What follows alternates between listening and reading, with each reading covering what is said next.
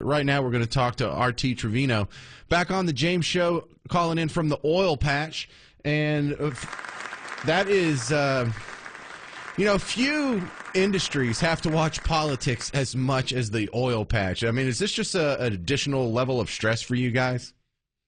It definitely adds more awareness to everything that we're up to, yes. I won't use the word stress because I love this industry, and if it's something you love, it's not stressful, right? Okay, well, we've recently seen gas prices dip. Explain yourself. Yes, I hope everybody's enjoying the lower gas prices. I know I am. And what it is right now, James, and thanks again for having me on, it's a combination of several factors. The two important ones are, one, if you recall, 2 weeks ago, we took a dip in the price of oil. And so we are just now starting to see the effects of those lower prices of oil 2 weeks ago now at the pump. So we're seeing those effects. We usually see those delays about 2 weeks later on a normal. The other thing that's really driving these lower gas prices is that Florida refineries, and really more importantly, Gulf Coast refineries, are coming back online after two horrific hurricanes. So we've definitely got more supply right now than we do the demand. So really, we're just getting more gasoline out there, just like we're continuing to produce more oil than any other country in the world right now. So how closely are y'all watching the elections for what happens with leases on federal lands? Do y'all expect a big change there? You know, I think that if obviously if we get President Trump back in office, we could definitely see some very positive things on some federal lands from the Bureau of Land Management. We have tremendous reserves underneath there. And with modern technology and the rules and regulations that we follow on a daily basis, there really should be no issue on why we should be able to continue to drill and produce more American oil from these lands across America. Well, when people on Team Blue complain that the oil industry is subsidized and we need to end oil subsidies, are they normally talking about tax breaks and tax credits? Because I try and find what subsidy programs we have out there, and it's not the same thing. Like when you buy an electric car, there's a subsidy, but what are they talking about?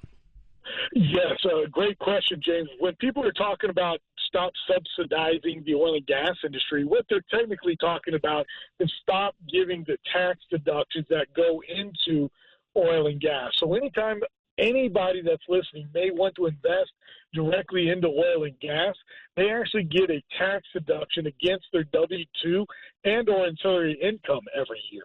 And that is completely different than a subsidy whenever somebody goes and buys an electric car or gets solar panels on their house. The government physically gives them money in a subsidy, while a tax deduction means we're just getting a tax deduction every year on these things. Well, see, the reason I'm asking about it is there's not some program out there where they're trying to subsidize something like if you can get on some chain of islands or if you can clean up a bat habitat, they'll give you a subsidy. There's no program where they actually give you money. No, there's no program like that anywhere that the government gives us money for producing American oil. All right, just wanted to clear that up. All right, so let me ask you, what's going on at the oil patch that the average person listening in North Texas doesn't know about? Man, right now, really the thing that I think the average American doesn't know about is that these men and women that are out there in the oil patch are working hard for them 24/7, James. They're out there producing oil, maintaining what oil we have, because we are not drilling like we used to. I don't know if anybody heard President Trump earlier today on Fox News himself, but the best way for us to fight inflation is to drill, baby, drill. But as us at Pecos Country Operating like to say, produce, baby, produce. And as we can continue to produce more oil in America, not only will we fight inflation, but we'll bring inflation down. So in getting back full circle, all these men and women that are in the oil patch, they're fighting to bring inflation down every day. RT, what is the record for the deepest hole you've drilled?